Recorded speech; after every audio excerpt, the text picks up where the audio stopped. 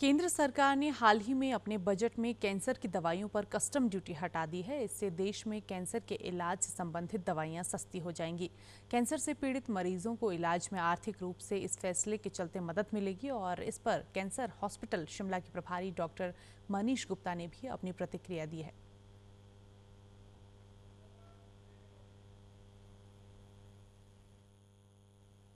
हाल ही के बजट में कैंसर की जो दवाइयां होती हैं उन पर कस्टम ड्यूटी घटाकर एक बड़ी राहत देने की कोशिश जो पेशेंट्स हैं, मरीज हैं, उनके लिए की गई है सरकार की तरफ से। कैंसर हॉस्पिटल शिमला के एचओडी डॉक्टर मनीष गुप्ता हमारे साथ आज मौजूद हैं इस पूरे मामले में बातचीत के लिए और इसकी बारीकियां समझने के लिए। देखिए, कैंसर ट्रीटमेंट महंगा तो है, इन्वेस्टिगेशन भी महंगी हैं और ट्रीटमेंट कीमोथेरेपी महंगी है।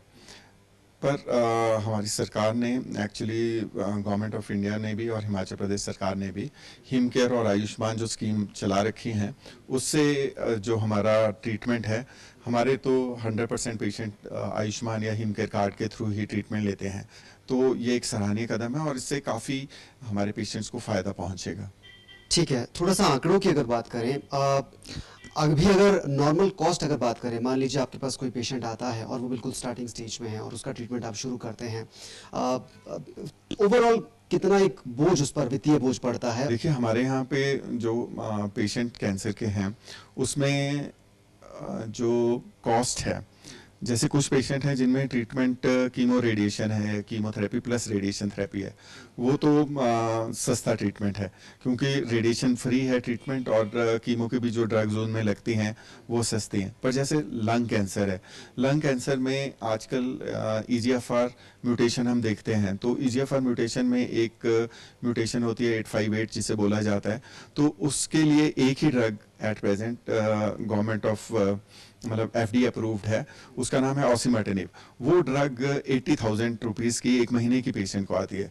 क्या वो चीज़ें हैं, क्या वो ध्यान है जो हमें रखना चाहिए अपने आम जीवन में, चाहे खान पान की बात हो, चाहे व्यायाम हो, चाहे फिर अपनी डेली जो रूटीन लाइफ है उसमें किन चीज़ों का हम ध्यान रख सकते हैं ताकि इस तरह की बीमारियों से बचा जा सके या फिर इन्हें कम से कम टाला जा सके? जो खान पान है या जो हमारी दिनचर्या है, तो मेरे को लगता है मोस्ट इम्पॉर्टेंट क्या है कि जिसे बुजुर्ग लोग या कोई भी बड़े या आज की दुनिया में या आज के समय में भी जिसे हम बैड हैबिट्स बोलते हैं, जो गलत आदतें हैं, वो हमें नहीं रखनी चाहिए। अब गलत आदतों में लें कि किसी तरह का नशा है ना, स्मोकिंग, अल्कोहल, टोबैको चूइंग या किसी तरह का पान चबाना या टोबैको वाला पान चबाना, तो ये सब बुरी आदतें हैं। सर, आपका बहुत शुक्रिया, आपने तमाम जानकारी हमारे दर्शकों के साथ साझा की और उम्मीद है कि हमारे दर्शक भी इस जानकारी से काफ़ी ज़्यादा लाभान्वित हुए होंगे।